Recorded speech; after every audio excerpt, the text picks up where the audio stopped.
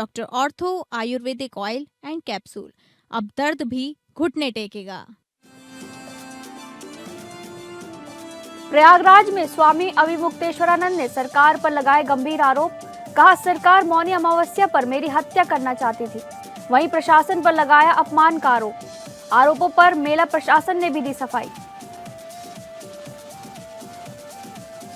संभल में कब्रिस्तान की जमीन पर अवैध कब्जा कर मस्जिद बनाने का आरोप। मस्जिद के प्रबंधक ने सेंट्रल वक्फ बोर्ड में गलत साक्ष्य और तथ्य प्रस्तुत कर भूमि को वक्फ घोषित कराया।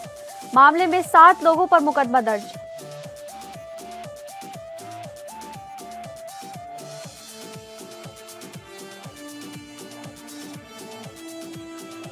सहारनपुर में एक ही परिवार के 5 सदस्यों की मौत। सभी 5 सदस्यों की गोली लगने से मौत। पारिवारिक कलह में हत्या के बाद खुदकुशी की आशंका।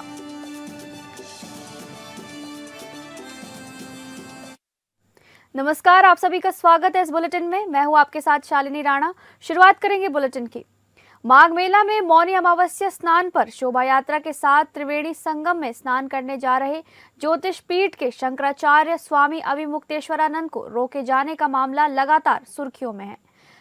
खुद के अपमान और अपने शिष्यों के साथ पुलिस की अभद्रता से आहत होकर स्वामी अविमुक्तेश्वरानंद मेला प्रशासन के खिलाफ पिछले 24 घंटे से अन्न जल त्याग अपने शिविर के बाहर अनशन पर बैठे हैं।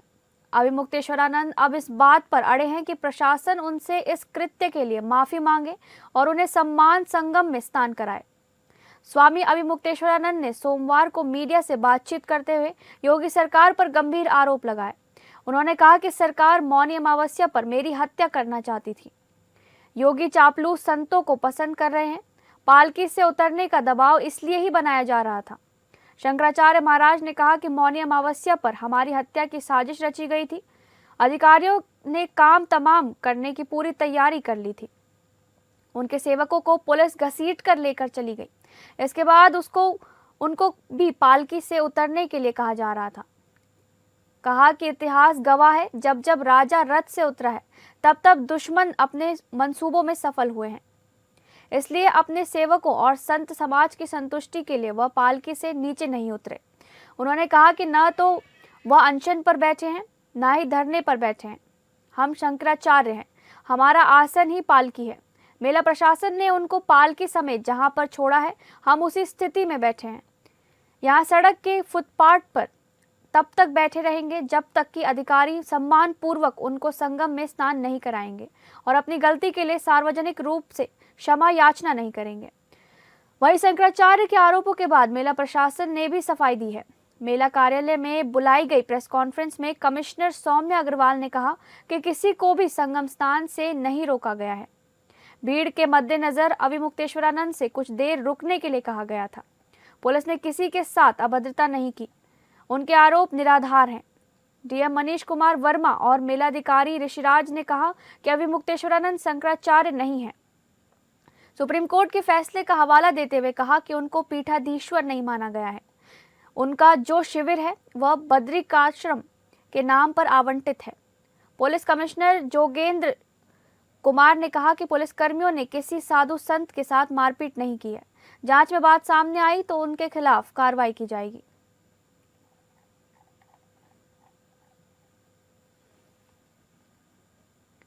नगर निगम अयोध्या के अंतर्गत अयोध्या धाम रेलवे स्टेशन के समीप बन रहे एक आंगनबाड़ी केंद्र में गुणवत्ता की अनदेखी का गंभीर मामला प्रकाश में आया है। स्थानीय निवासियों ने निर्माण कार्य में घटिया सामग्री का उपयोग किए जाने का आरोप लगाते हुए उच्च अधिकारियों से इसकी निष्पक्ष जांच की मांग की है। स्थानीय लोगों के अनुसार ठेकेदार द्वारा कराए जा रहे निर्माण कार्य में तय मानकों को दरकिनार किया जा रहा है। ग्रामीणों और राहगीरों का कहना है कि आंगनवाड़ी केंद्र जैसे संवेदनशील भवन जहां बच्चों और महिलाओं का आना जाना होगा, वहां सुरक्षा के साथ ये खिलवाड़ भविष्य में किसी बड़ी दुर्घटना को निमंत्रण दे सकता है। सूत्रों का दावा है कि निर्माण स्थल पर नगर निगम के संबंधित अभियंताओं द्वारा नियमित रूप से निगरानी नहीं की जा रही है। इसी लापरवाही का फायदा उठाकर ठेकेदार द्वारा मनमाने तरीके से सामग्री का प्रयोग किया जा रहा है। मामले की गंभीरता को देखते हुए स्थानीय जनप्रतिनिधियों ने नगर निगम प्रशासन और उच्च अधिकारियों से तत्काल हस्तक्षेप की अपील की है। फिलहाल इस पूरे प्रकरण पर नगर निगम अयोध्या की ओर से कोई आधिकारिक स्पष्टीकरण सामने नहीं आया है।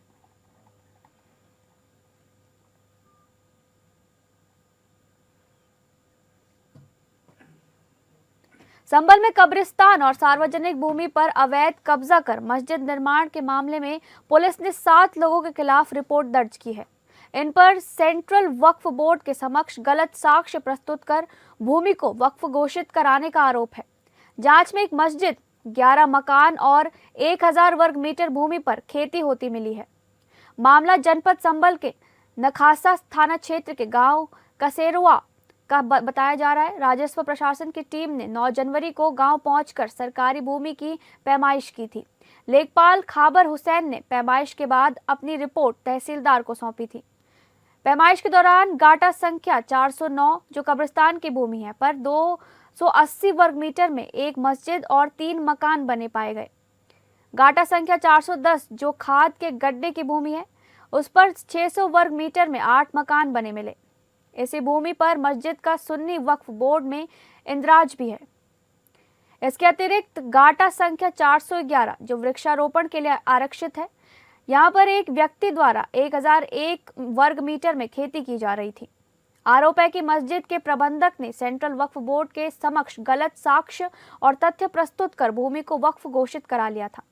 ये तथ्य छिपाया गया कि मस्जिद कब्रिस्तान की भूमि पर है, क्योंकि कब्रिस्तान की भूमि पर वक्फ बोर्ड में पंजीकरण नहीं होता। इस प्रकार आरक्षित ग्राम सभा संपत्ति पर कब्जा कर ग्राम समाज की संपत्ति को नुकसान पहुंचाया गया है।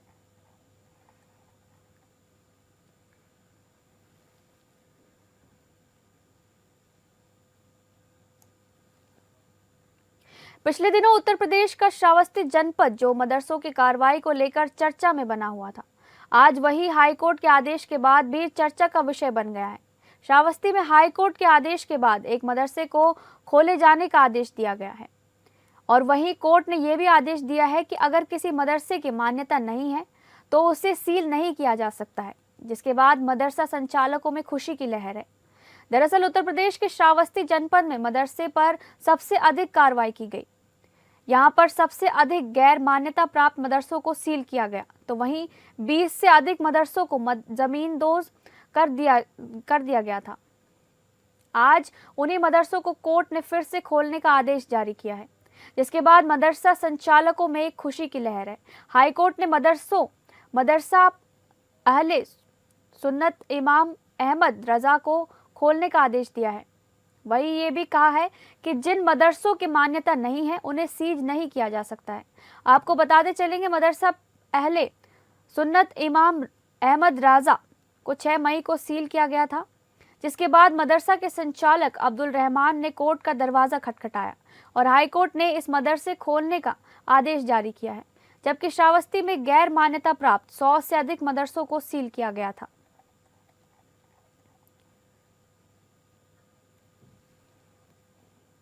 सहारनपुर के थाना सरसावा क्षेत्रांतर्गत कौशिक विहार कॉलोनी में एक ही परिवार के 5 लोगों के शव मिलने की सूचना पर तत्काल थाना सरसावा पुलिस द्वारा घटनास्थल पर पहुंचकर शवों को कब्जे में लिया गया। मरने वालों की पहचान अशोक राठी उम्र 40 वर्ष जो नुक्कड़ तहसील में अमीन के पद पर कार्यरत बताए जा रहे हैं, पत्नी अंजलि उम्र 37 वर्ष, मां विधावती उम्र 70 वर्ष, साथ ही 2 बेटे कार्तिक उम्र 16 वर्ष और देव उम्र 13 वर्ष बताई जा रही है। घटना की सूचना मिलते ही पूरे जनपद में हड़कंप मच गया।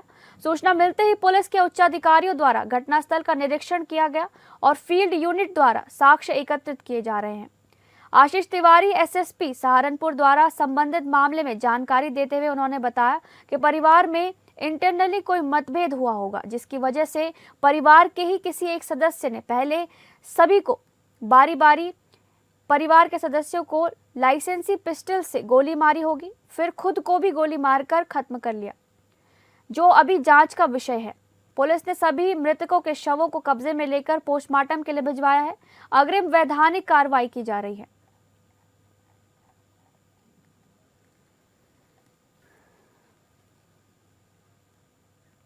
योगी सरकार की सख्त हिदायतों के बाद भी पुलिस हत्या, लूट, बलात्कार जैसे जघन्य अपराधों पर रोकथाम लगाने में असफल नजर आ रही है।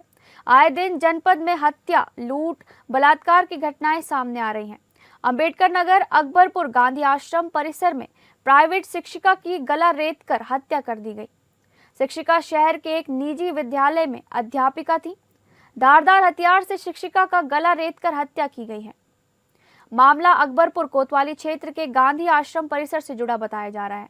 कोतवाली से महज 1 किलोमीटर की दूरी पर गांधी आश्रम परिसर में प्राइवेट शिक्षिका का परिवार किराए पर रहता था। दिन दहाड़े हुई इस हत्या की सूचना पर कोतवाली पुलिस भी मौके पर पहुंचकर घटनास्थल का निरीक्षण किया और आसपास के लोगों से पूछताछ की। प्रत्यक्षदर्शियों की माने तो इस हत्या के पीछे पारिवारिक कलह सामने आई है। शक के आधार पर पुलिस ने शिक्षिका के पति को गिरफ्तार करके पूछताछ के लिए थाने ले गई और शव का पंचनामा करके पोस्टमार्टम के लिए भेजकर आगे की कार्रवाई में जुटी हुई है। घटनास्थल का निरीक्षण करने पहुंचे पुलिस अधीक्षक अभिजीत आर शंकर ने मीडिया से बातचीत कर बताया कि गांधी आश्रम में आज एक महिला के मृत होने की सूचना मिली। मौके पर एफएसएल की टीम भी मौजूद है। प्राथमिक स्तर पर जांच की जा रही है और शव का पंचनामा कराकर आगे की विधिक कार्यवाही प्रचलित है। प्राथमिक जांच के आधार पर पति को हिरासत में लिया गया है।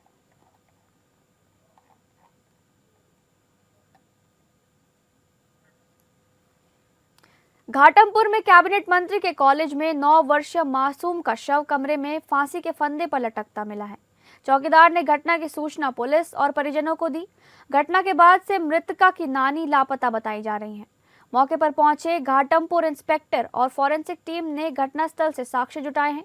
पुलिस ने मासूम के शव को पोस्टमार्टम के लिए भेजा है। बाबूपुरवा निवासी मंजीत ने बताया कि उनकी पत्नी लक्ष्मी की पहली शादी से एक बेटी वैष्णवी थी, जो अपनी नानी के साथ बरनाव मोड़ के पास स्थित बंद पड़े कैबिनेट मंत्री राकेश सचान के बाबा बैजनाथ डिग्री कॉलेज में रहती थी। मंजीत ने बताया कि देर रात कॉलेज के चौकीदार का फोन आया और बेटी के फांसी के फंदे पर लटकने की सूचना मिली। जानकारी मिलते ही घाटमपुर इंस्पेक्टर फॉरेंसिक टीम के साथ मौके पर पहुंचे। फॉरेंसिक टीम ने घटनास्थल से साक्ष्य जुटाए। इसके बाद शव को पोस्टमार्टम के लिए भेज दिया गया। घटना के बाद से नानी लापता बताई जा रही है। पुलिस घटना की जांच पड़ताल करने के साथ लापता नानी की तलाश भी कर रही है।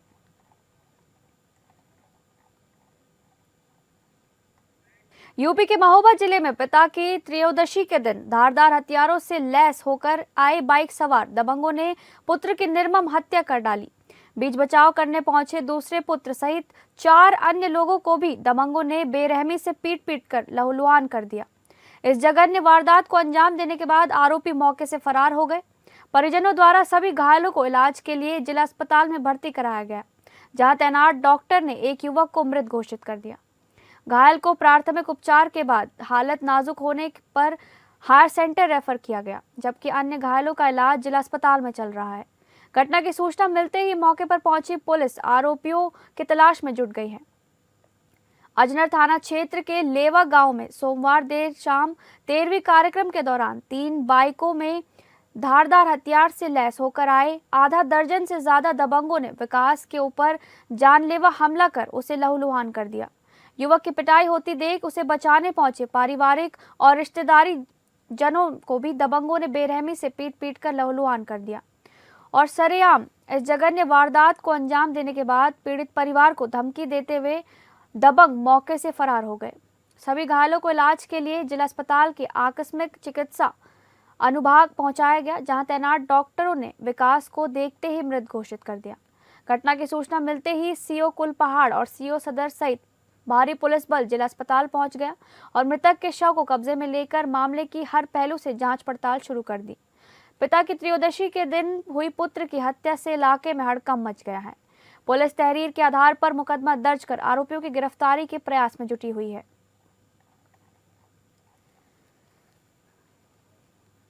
थाना हाईवे पुलिस ने साइबर ठगी के एक बड़े गिरोह का पर्दाफाश करते हुए 5 शातिर अभियुक्तों को गिरफ्तार किया है। पुलिस ने अभियुक्तों के कब्जे से 7 मोबाइल फोन और 6 डेबिट कार्ड बरामद किए हैं। गिरोह द्वारा विभिन्न राज्यों में कुल 4,06,220 रुपए की साइबर ठगी की घटनाओं को अंजाम देने का खुलासा किया है। पुलिस को मुखबिर से सूचना मिली थी कि साइबर ठगी में शामिल अभियुक्त रुपए निकालने और आपस में बांटने के लिए एकत्र होने वाले हैं। सूचना के आधार पर पुलिस टीम ने घेराबंदी कर मौके से 5 अभियुक्तों को गिरफ्तार कर लिया। पुलिस पूछताछ में अभियुक्तों ने बताया कि लोगों को बैंक खाते खुलवाने के लिए तैयार करते थे और फिर उन खातों का इस्तेमाल साइबर ठगी की रकम मंगाने में करते थे। ठगी की रकम एटीएम से निकालकर आपस में बांटी जाती थी। गिरोह का संचालन सोशल मीडिया प्लेटफॉर्म जैसे फेसबुक और व्हाट्सएप कॉल के माध्यम से किया जाता था। एनसीआरपी पोर्टल पर दर्ज शिकायतों के अनुसार दिल्ली, तेलंगाना और गुजरात सहित कई राज्यों में इस गिरोह के खिलाफ साइबर ठगी के मामले पंजीकृत बताए जा रहे हैं। थाना हाईवे में अभियुक्तों के विरुद्ध बीएनएस की संबंधित धाराओं एवं आईटी एक्ट के तहत मुकदमे दर्ज कर विधिक कार्रवाई की जा रही है। पुलिस का कहना है कि साइबर अपराधियों के खिलाफ आगे भी सख्त कार्रवाई जारी रहेगी और आमजन से अपील की गई है कि किसी भी अनजान कॉल, लिंक या बैंक खाते के प्रलोभन से सावधान रहें।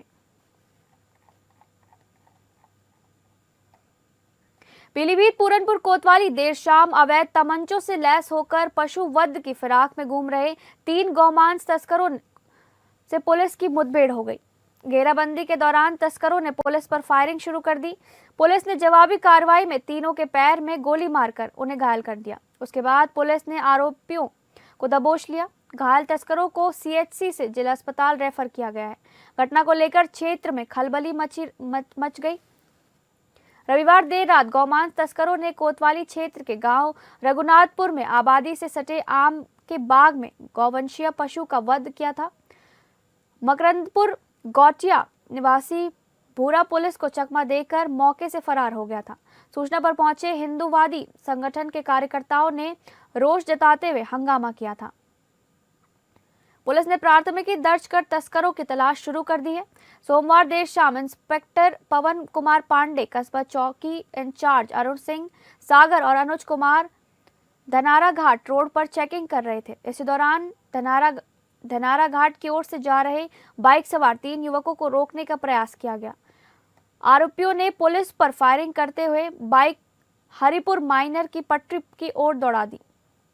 जवाबी कार्रवाई में पुलिस ने 4 राउंड फायर किए। पुलिस की कार्रवाई में तीनों तस्कर के पैर में गोली लगने से वो घायल हो गए, जिसके बाद उन्हें गिरफ्तार कर लिया गया। पूछताछ में आरोपियों ने अपने नाम अशोक कुमार, प्रवीण और भूरा बताया। तस्करों के कब्जे से 3 अवैध तमंचे, 4 कारतूस, 1 बाइक और पशु वध के उपकरण बरामद किए गए। घायल अवस्था में पुलिस आरोपियों को सीएचसी लेकर पहुंची, जहां से प्राथमिक उपचार के बाद उन्हें जिला अस्पताल रेफर कर दिया गया। पकड़े गए आरोपी भूरा पर गौकशी के 3 मुकदमे पहले से दर्ज हैं, जबकि आरोपी अशोक पर थाना माधोटांडा में चोरी का मुकदमा दर्ज है। भूरा गौवंशीय पशु वध के एक मामले में वांछित भी था।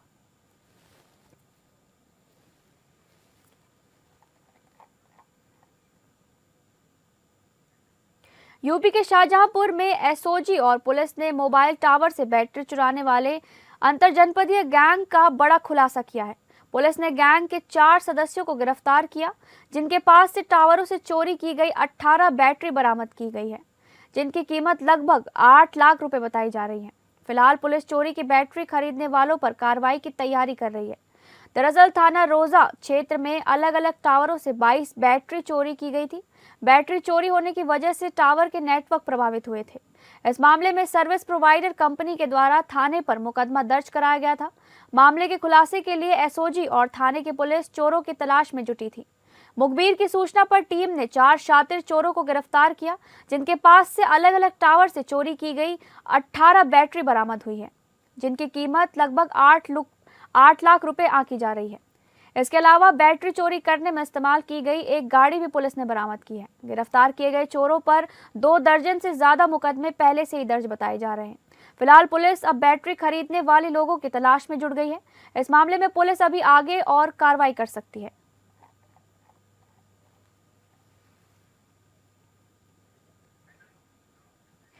फिलहाल इस बुलेटिन में बस इतना ही। नमस्कार।